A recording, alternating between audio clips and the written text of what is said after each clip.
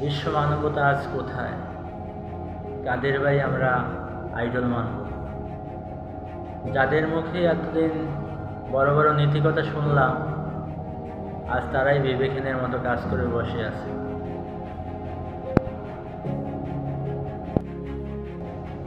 স্টিনের ঘটনা শুনে লোম দাঁড়িয়ে গেছে।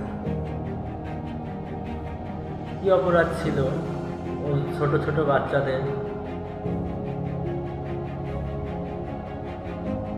9 থেকে 13 বছরের বয়সী মেয়েদের ধর্ষণ করা হতো, তাদেরকে নিয়ে যাওয়া হতো নির্জন দ্বীপে,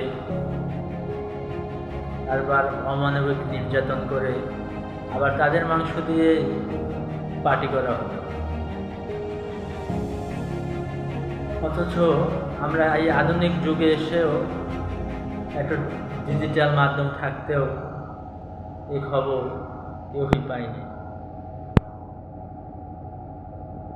বড় বড় রাজনীতিবিদ,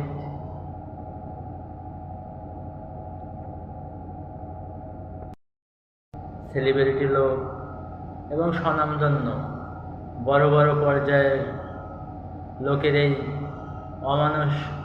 অমানবিক কর্মকাণ্ডের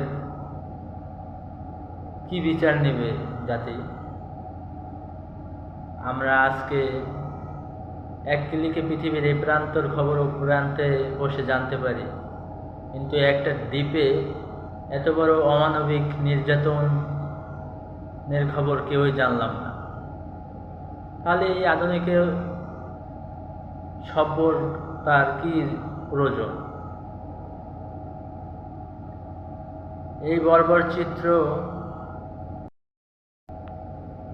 জাহিলিয়াত যুগকেও হার মানিয়ে দিল।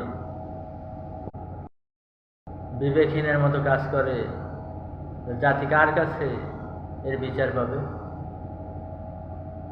অ্যাস্টিনের এই ফাইলটা প্রকাশ হওয়ার পরেই সামনে আসলো কত সুপরিচিত মুখগুলা, যারা অন্ধকারে বসে কত কুকর্ম করেছে, কিন্তু আলোতে এসে সাদাসিধা একজন জনপ্রিয় ব্যক্তিত্ব।